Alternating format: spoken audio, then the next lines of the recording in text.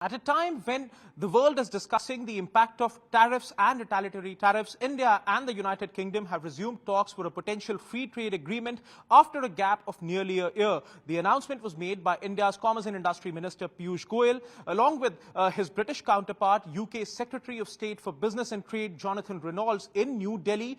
The announcement was made by both the dignitaries for resumption of the FTA talks, in which not just an FTA but also a double contribution convention agreement, that is a totalization agreement, as well as a bilateral investment treaty are going to be negotiated side by side. So three things are going to be negotiated by both the countries.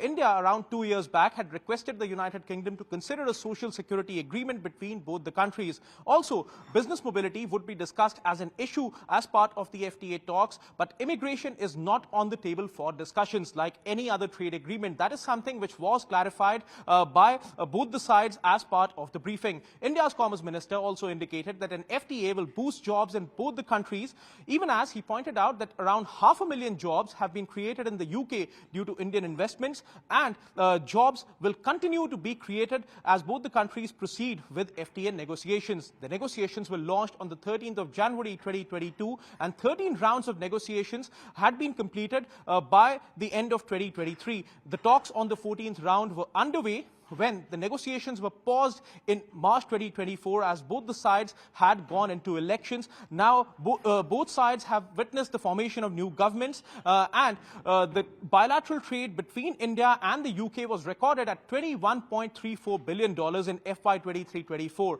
The average duty on goods imported from India into the UK was 4.2%. The Indian industry has a set of demands. It's demanding greater access for Indian skilled professionals in sectors like IT, IT-enabled services and healthcare in the UK market. Also, they are seeking market access for several goods at nil customs duty. On the other hand, there are several demands by British businesses and the government. They are seeking a significant cut in import duties on goods like Scotch whisky, electric vehicles, lamb meat, chocolates and certain confectionery items. Of course, there are reservations and sensitivities on both the sides, which of course would be discussed as part of the FTA talks. Britain is also looking for more opportunities for UK services in Indian markets in segments like telecommunications, legal and financial services, including banking and insurance. Of course, sensitivities would be explored as part of the FTA talks, and the talks for an agreement may get an impetus with the announcement of India's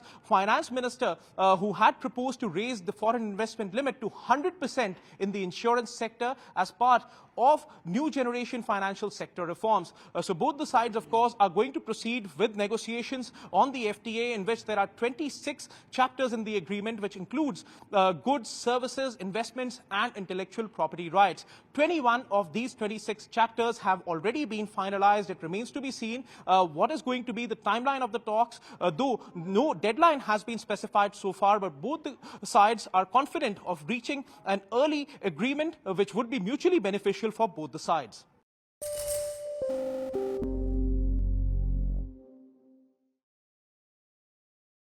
The last hour.